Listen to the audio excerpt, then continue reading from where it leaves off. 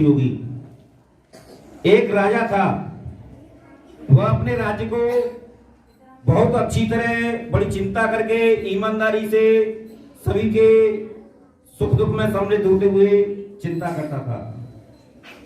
और उस राज्य के जितने भी व्यक्ति थे वह रुपए पैसों से परेशान नहीं रहते थे। भगवान की कृपा थी राज्य पर, इसलिए ज्यादा बीमार भी नहीं रहते थे। तो डॉक्टर के पास नहीं जाए, आपस में लड़ाई झगड़ा नहीं हो, पैसों की कमी नहीं हो, तो लगता है कि इस परिवार पर भगवान की कृपा है। ऐसे तो कहते हैं कि उन पर भगवान की कृपा है।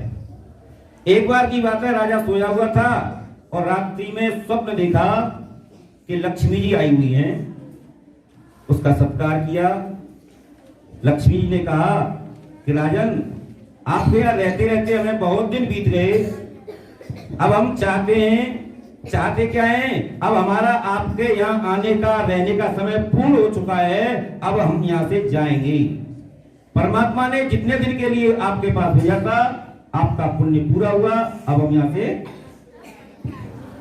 हम आपके कार्य से बड़े प्रसन्न हैं, इसलिए हम चाहते हैं कि आप कोई एक वरदान मांग लो,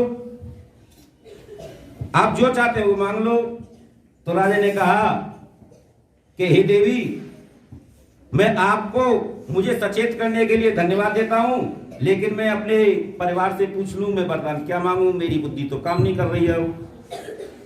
जब कोई ऐसी बात बता दे ना कि अब मैं जाना चाहती हूं, वो भी धन रुपए पैसे की बात, तो घबराहट होगी कि नहीं होगी। सुबह हुआ, सुबह के समय सब आपस में बैठे चाय पी रहे होंगे या कुछ नाश्ता कर रहे होंगे। तो राजा ने कहा कि अपने परिवार में एक रानी थी, एक बेटा था, एक बेटी थी, कि मैंने आज एक स्वप्न देखा है, बड़ा अजीब है। सभी उत्सुक हुए कि वो स्वप्न क्या है। सोचते हैं ना को कोई बताए ना मैंने स्वप्न देखा, सपना देखा। तो राजा बताता है कि लक्ष्मी जी आई थी, कह रही थी कि अब हम यहाँ से जाना चाहते हैं। उन्होंने कहा है कि एक वरदान मांग लो, जो चाहते हैं वही दूंगी। बेटे से पूछा, पहले रानी से पूछा। रानी कहती है कि बहुत सारा सोना चांदी मांग लो, लक्ष्मी जी चली जाएंगी तो कुछ दिन हमारे ये सोना चांदी के जो भी हाथ के कड़े होंगे, चूड़ी होंगे, नाक कान के होंगे, पैरों के होंगे, बेच बेच करके अपना काम चला लेंगे। बेटे का नंबर आया। बेटे ने कहा कि पिताजी, सोने चांदी को तो कोई लूट के भी ले जा सकता है, किसी को मालूम पड़ जाए भुट्टा रखा हुआ है, बहुत सारी जमीन मांग लो, खेती मांग लो, वहां पर हम खेती करते करते अपना समय बिता लेंगे। बेटी से पूछा कि बेटी हम क्या मांगे। तो बेटी कहती है कि पिताजी, जब आपत्ति का समय आता है तो नाक कान के जेवर भी बिक जाते हैं, खेती भी बिक जाती है, घर मकान प्लॉट सब बिक जाते हैं। जब परेशानियां आती हैं, कोई बीमार हो जाता है, एक्सीडेंट हो जाता है, या कोई भी और दिक्कतें आ जाती है, सब लुट जाता है। तो क्या राजा ने कहा तो हम क्या मांगे।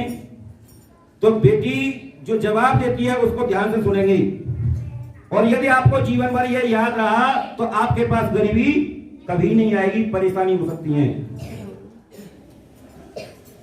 बेटी कहती है कि पिताजी, जितना प्रेम हम चारों व्यक्तियों में है, भाई बहन माता पिता में, उससे प्रेम हमारे अंदर दूना हो जाए। गरीबी कितनी भी हो, परेशानी कितनी भी हो, लेकिन हमें वो गरीबी के दिन मालूम नहीं पड़ेंगे, प्रेम में लड़ाई नहीं होती। आएगा समझ में? आपस में प्रेम होगा तो हम एक टाइम बना के खा लेंगे, सुबह की सब्जी शाम को खा लेंगे, रात की बची हुई रोटियों को सुबह खा लेंगे, ठीक है ना। लेकिन हम किसी से कहेंगे नहीं और आपस में लड़ेंगे नहीं, क्योंकि प्रेम में। ठीक है, मैं यही मांगता हूं। सर्वसम्मति हो चुकी और राजा के स्वप्न में अगले दिन लक्ष्मी जी फिर आई। लक्ष्मी जी ने फिर कहा तो राजा जवाब देते हैं कि देवी जी, मेरे परिवार ने निर्णय किया है कि अब जो भी प्रेम है उससे हमारे अंदर दूना हो जाए, तो जिससे हमारी गरीबी के दिन महसूस नहीं होंगे। तो लक्ष्मी जी ने क्या जवाब दिया ये भी ध्यान रखना। लक्ष्मी जी कहती हैं कि हम आपके वरदान मांगने से खुश हैं, लेकिन हम निर्णय बदल चुके हैं कि जहां पर प्रेम की पराकाष्ठा होती है वहां से हम कभी नहीं जाते, अब हम यहीं पर रहेंगे। आएगा समझ में? प्रेम का मतलब है कि आपस में घर पर लड़ाई झगड़ा नहीं करना, न अपनी वाणी से किसी को लड़ाई झगड़ा होने का न्योता देना। शुद्ध सात्विक प्रेम ही कार्य का आधार है। एक लाइन को बोलेंगे, बोलो शुद्ध सात्विक प्रेम ही कार्य का आधार है। जहाँ पर प्रेम होता है वह परिवार सुखी रहता है और सब खुश रहते हैं। हम जय हिंद जय भारत।